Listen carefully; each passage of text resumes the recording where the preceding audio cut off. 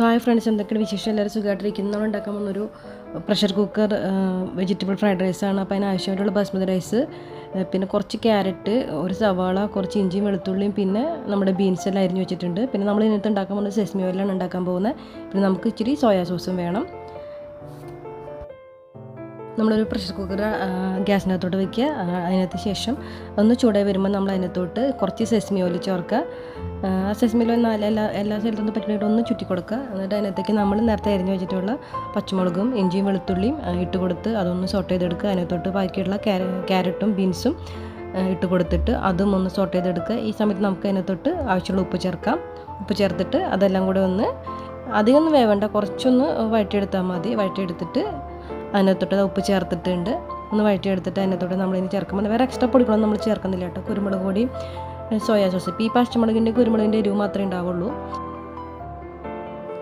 നന്നായിട്ട് ഇളക്കി കൊടുത്ത് ഒന്ന് വഴണ്ട് വരുമ്പോൾ നമ്മൾ ഇതിനകത്തോട്ട് കുരുമുളക് പൊടി ചേർക്കുക. ആവശ്യമുള്ള കുരുമുളക് പൊടി ചേർക്കുക. നിങ്ങളുടെ എരിവിനനുസരിച്ചിട്ടുള്ളത് ചേർക്കുക. പിന്നെ കുറച്ച് സോയാ സോസും ചേർക്കണം.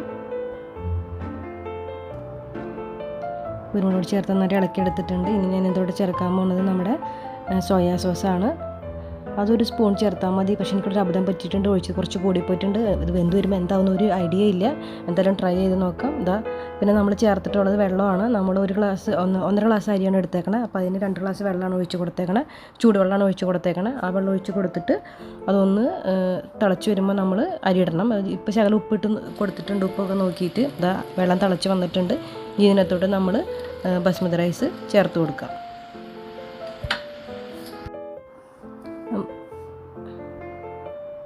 ഇനി അരിയെല്ലാം ചേർത്തത് നന്നായിട്ട് ഇളക്കി യോജിപ്പിച്ച് നമ്മൾ പ്രഷർ കുക്കർ അടച്ച് വെച്ചിട്ട് ഒരു ഒറ്റ വിസിൽ കൊടുത്താൽ മതി. ചെറിയ തീയിൽ വേവിച്ചെടുത്താൽ മതി.